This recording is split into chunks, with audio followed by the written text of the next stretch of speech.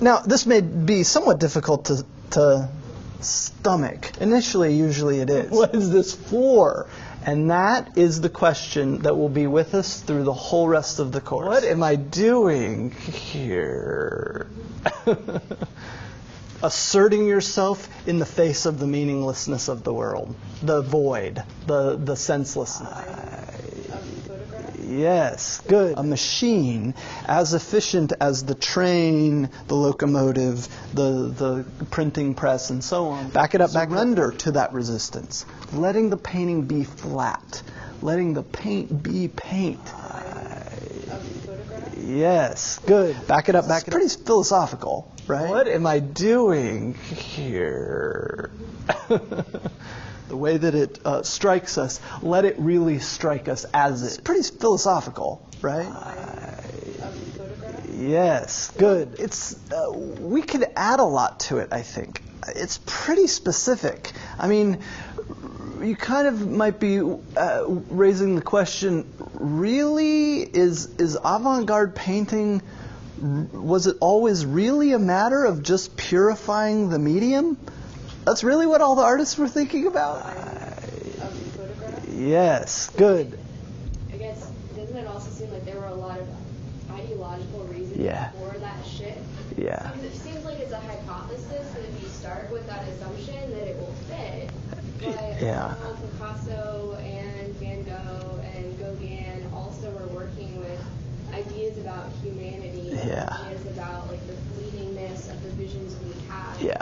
So I guess I'm kind of wondering, like, is there more, not I guess more support for that, but in what way does this theory interact with the ideological subservience of art as well? Especially in the transition of photograph? Yes, good. I don't think so. I don't think that's a big enough explanation. I mean, there might have been several of it's pretty philosophical, right? It's too. It's not the, back it up, back it up. Problems of painting. What can painting do? What can't it do? What is it for? What isn't it for? But is it just a philosophical exercise? Because this is pretty philosophical, right? Does that make sense? And that purity of painting, self-sufficiency of paint, here referred to over and over. It's a landscape, but wow, that's paint. That's flat paint. Holds them in tension. He emphasizes the flatness, the objectness. I'm devoting myself to the practice of painting and thinking well about painting.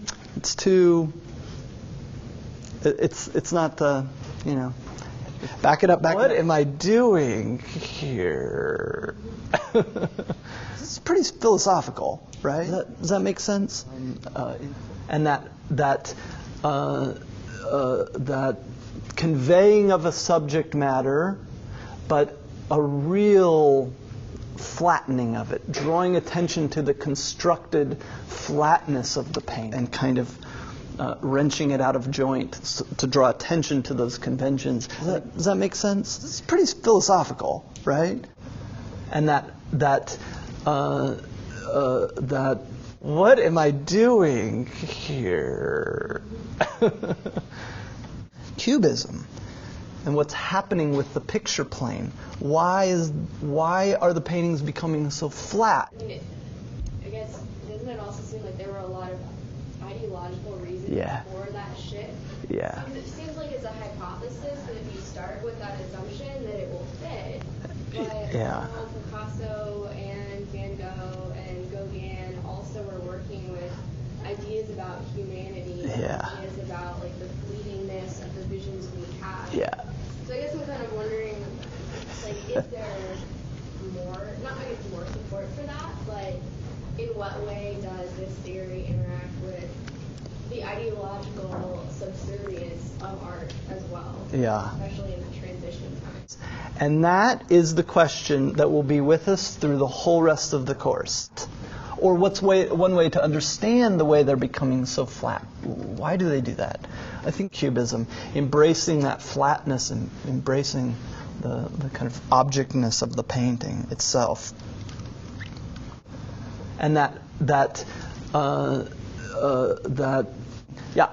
almost all modernist painting. You can identify a modernist painting by, its attention and self-consciousness to the flatness and constructedness of the painting. Back it up. Almost all modernist painting. You can identify a modernist painting by advocate, right-hand man, if we can say that. Does that make sense? Yeah. What am I doing here? And that is the question that will be with us through the whole rest of the course. That's so philosophical. That's such a philosophical turn. What is painting for? What are its problems? How can it mediate reality? Can it mediate reality? Does it mediate reality just by kind of oppressive structures? That's all kind of a philosophical meditation. Yeah. And that is the question that will be with us through the whole rest of the course. Painters would say, that's okay. I'm making paintings. I'm a painter. Yeah. Kind of a philosophical meditation. Yeah. I'm devoting myself to the practice of painting and thinking well about painting. Yeah. I mean, I guess, doesn't it also seem like there were a lot of ideological reasons for that shit? Yeah. Because it seems like it's a hypothesis that if you start with that assumption that it will fit. But Picasso and Van Gogh and Gauguin also were working with ideas about humanity, ideas about like the fleetingness of the visions we have. Yeah. So I guess I'm kind of wondering, like, is there more support for that? But in what way does this theory interact with the ideological subservience of art as well? Yeah. Especially in the transition time. Yeah. Yes. Good. And that leads us into exactly where we want to go. That this, as I said earlier, which I should have said right now, it's not a satisfying explanation ultimately. Yeah, you're saying it doesn't account for the modernist turn in whole. It really philosophizes it and really focuses it on the particular problems of painting, but it makes it fairly unsocial. As though does that make sense? Yeah. You just would have arrived at modernist painting if you just would have thought about painting long enough. And says nothing about what's going on in the world at this time. And does that make sense? Yeah. Leads to this kind of painting. That's kind of what you're pointing out, right?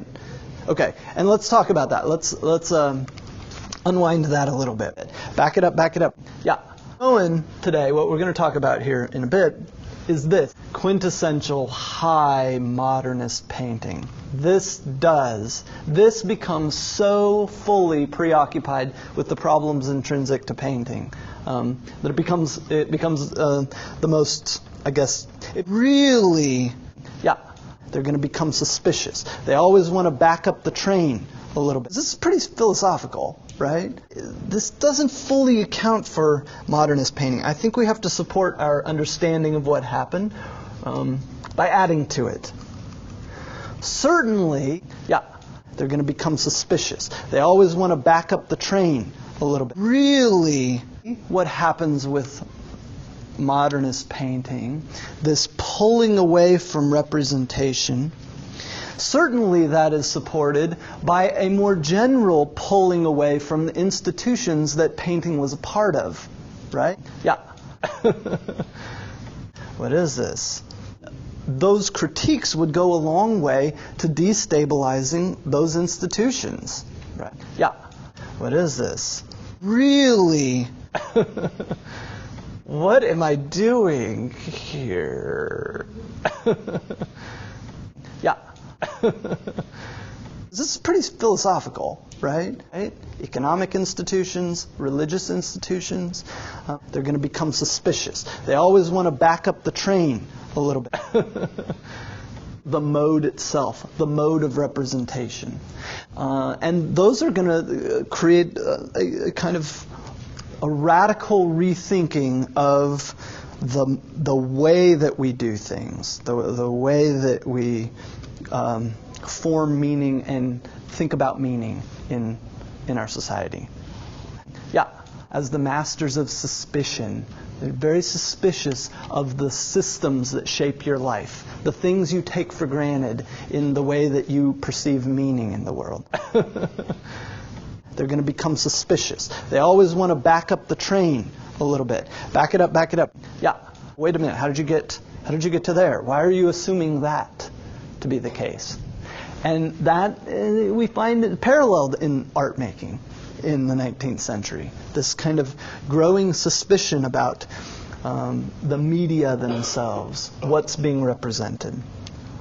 I think you also have to take into account that when modernist painting really flourishes, is during really chaotic times. As the masters of suspicion. They're very suspicious of the systems that shape your life, the things you take for granted in the way that you perceive meaning in the world. Become very suspicious about what growing technology does to us, what it makes us capable of doing to each other. And photography is going to totally change the way that we see, I think. It changes the way that we look at ourselves, at each other. It changes the way that we look at places. As the masters of suspicion. They're very suspicious of the systems that shape your life, the things you take for granted in the way that you perceive meaning in the world. And record places.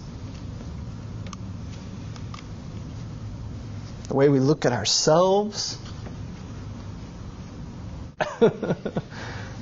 What is this?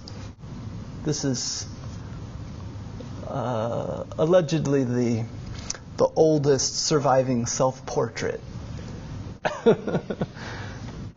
Doesn't look like he was quite ready for it, huh? What am I doing here? And I think it changes the way that we look at history and the recording of history. I mean, if up to this point, the way of making images and recording what is seen and telling stories visually is through painting, where you look, but you construct. You construct this, you construct that. You pay attention, close attention, but it's ultimately a painting is a construction. Somehow photography comes along and it almost removes, in a sense, the construction aspect. It removes the subjectivity a little bit. It's now a mechanism, a machine, as efficient as the train, the locomotive, the printing press, and so on. It's this machine, this mechanism that can look at the world and look at it objectively. It's kind of unromantic. It's sort of stiff. Splitting seconds. It's kind of everyday. It's too objective in a way. Splitting seconds is going to totally demand change on the part of the other art forms. You authenticate yourself. Painting particularly. I mean, photography is going to throw painting into a total identity crisis. It has to. What is painting supposed to do after photography? What is it for? I mean, if painting was in one way or another a representing, what am I doing? What is this for? It's this machine, this mechanism that can look at the world and look at it objectively. What is this for? I could do this. In response to the mechanical eye, or in contrast to the mechanical eye, painting can be a thoroughly human response to the world. But it operates in a sort of self-contained way, if you will. It's an instrument. It's a machine, a mechanism, where I take it in through all of the messiness of my psychology, of my personhood, of my point of view, and I let all of that into the painting. I could do this. But it operates in a sort of self-contained way, if you will. It's an instrument. It's a machine, a mechanism. Because that's what he sees, or is he doing it because that's how he sees? That's the way to most kind of faithfully be about what he's encountering, be about his encounter. Does that make sense? He encounters the world as a sort of moving, energetic, full place. And I can get at that. Does that make sense? This is pretty philosophical, right? What is this for? Does that make sense? This is a human making this thing. This is not objective. And I have no interest in it being objective. This is me responding to the world. This is pretty philosophical, right? Does that make sense? The way it feels from the inside. Especially the way it feels from the inside in a time that's becoming increasingly marked by alienation and conflict and frustration. This is pretty philosophical, right? Does that make sense? In fact, we're reacting against the objective and the scientific because it dehumanizes people. So how do you humanize people? You paint like a human paints. With all of the conflict and the agony and the loss and the joy and the humanness that goes along. Does that make sense? That is specifically flattening and avoiding. Does that make sense? Okay. How could communication take place? How does that happen? Does that make sense? Okay. What do you think? You buy that? You can buy it for now and let it simmer. Now, here's the way that this will work in this class. Right? That's not what comes first. And so that's not what we're going to emphasize in this class. What we're going to emphasize in this class is trying to understand, get inside of, why is this significant? Does that make sense? Okay. What are its possibilities and what are its flaws? I'm interested in that. Along with that, you need to know, but what we'll do in this class, I'll hold you accountable to a rough date, dating them roughly. Does that make sense? Your timeline is a total mess. Any questions about that? A rough date, dating them roughly. Deeply interested in mythological themes. Does that make sense? So let's dig inside of a rough date, dating them roughly, right? It's a messy, kind of dark, fascinating myth story. Your timeline is a total mess. What is that about? How is that about the human condition? In what way? This is pretty philosophical, right? Wrestling with this myth, wrestling with today's culture, modern man, and so on. And this, of course, is going to be incredibly interesting to understand, get inside of, why is this significant?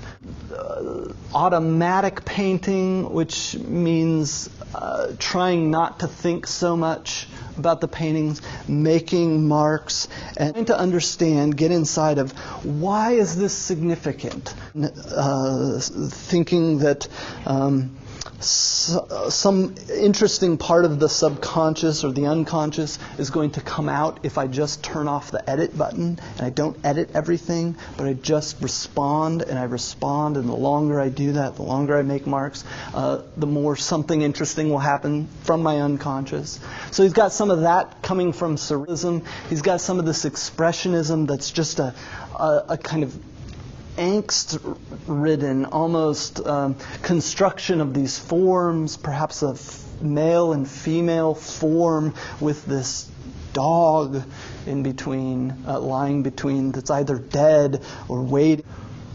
And this, of course, is going to be incredibly interesting to our dreams and our unconscious, what's there, are archetypes. That there's some...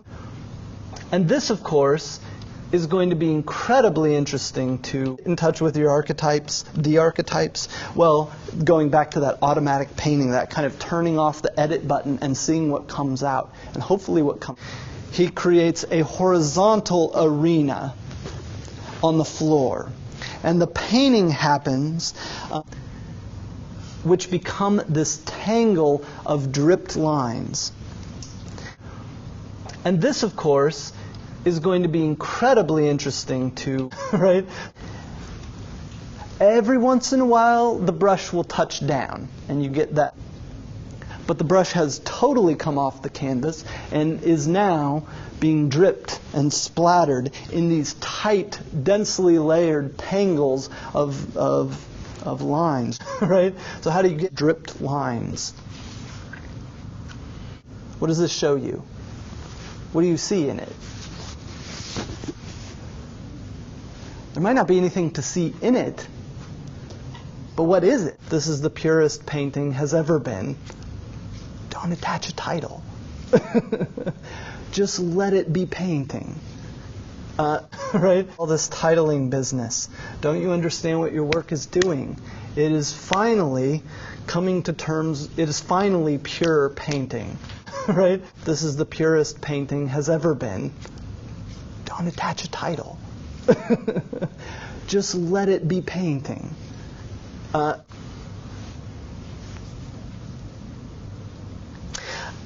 Now, this may be somewhat difficult to stomach. Initially, usually it is. What is this? I could do this. You can check that out. It's fascinating. But those are usually the kind of and that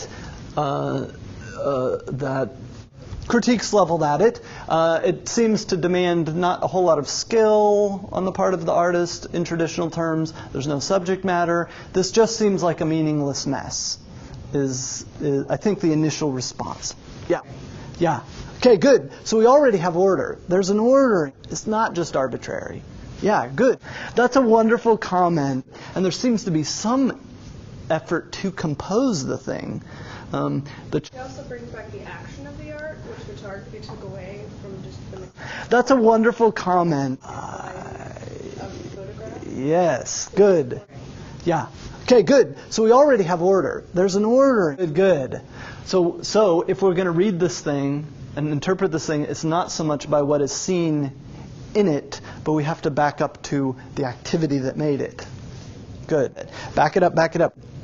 Were there a couple other comments? Yeah. Pollock. Couple of pieces. And it's like, I try, but it doesn't look like a Pollock. It looks like just me trying to make it. That's a wonderful comment. Yeah. He has his way of doing it that I have no idea how he did that. Yeah. But I'm doing it my way. Yeah. So it's going to come out completely different. Yeah. That's a wonderful comment. I think I would encourage you at some point to try to paint like Pollock. It will really open up. I mean, you can't show the paintings to anyone because you're just ripping off Pollock, right? I mean, that's the thing. If you could say, well, anyone could do this, but you can't do this anymore because you're just a Pollock ripoff.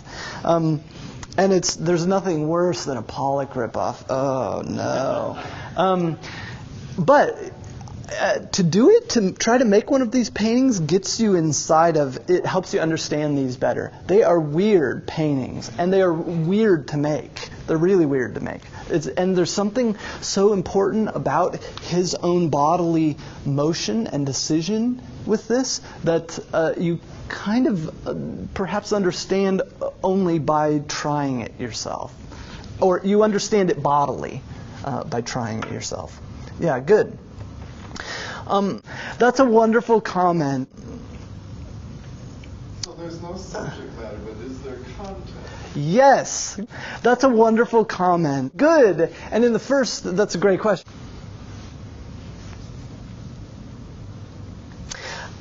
Now, this may be somewhat difficult to stomach. Initially, usually it is. What is this floor? Refer to it as a floor rather than a window. What's a floor? How do you respond to a floor differently than a window? What's the difference in your experience of them? You stand on it. There are volumes. A comment? Okay. And in a lot of ways, resisting us holing through it and creating realistic perspectival space. This is anti-perspective, anti-perspectival space, anti-window, anti-all of that business. Right? Instead, it's an arena. The canvas is an arena. And he's interested in a different potential for how painting can carry meaning. And it can carry meaning not by picturing something, but by recording something. Namely, recording action, activity. Recording an artist's decisions. And that means that the canvas is not a pure thing. It's not a pure, flat picture plane. Instead, it's an arena for acting. It records an event. Yeah.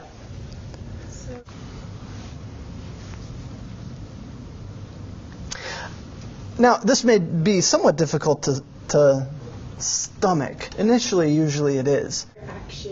I think that's probably right. I think that's right. It's too. It's not the, Berg would say, yours doesn't fight hard enough in the arena. There's not enough blood on the floor, so to speak. You know what I'm saying?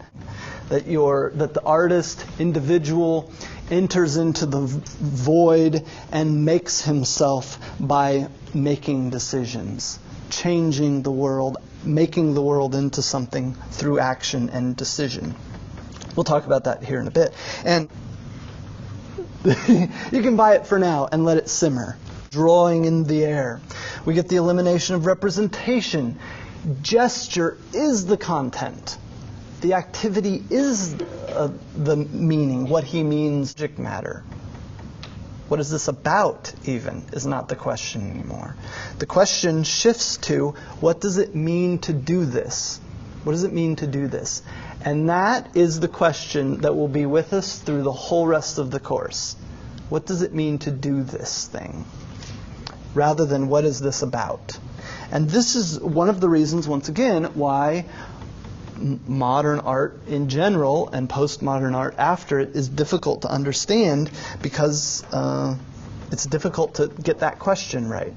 What does it mean to do this? Rather than what is it about?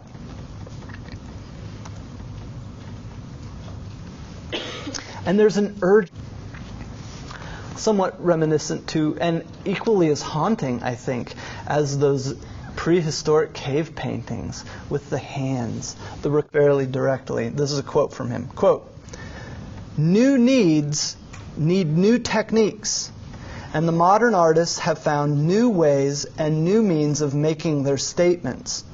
The modern painter cannot express this age. The age of the airplane will end." I've got more to show you, but we'll end because we're out of time. I mentioned this existentialist philosophy, which is really big in the mid-20th century. An existentialist philosophy, without going into it too deeply, is basically this belief that you authenticate yourself. To be an authentic human being is to make decisions and to act. You make yourself by making decisions. It's not that you have to get to who you truly are. Asserting yourself in the face of the meaninglessness of the world, the void, the senselessness. Yeah, sure. And you could regard. Yes. Why do we need paint and canvas then?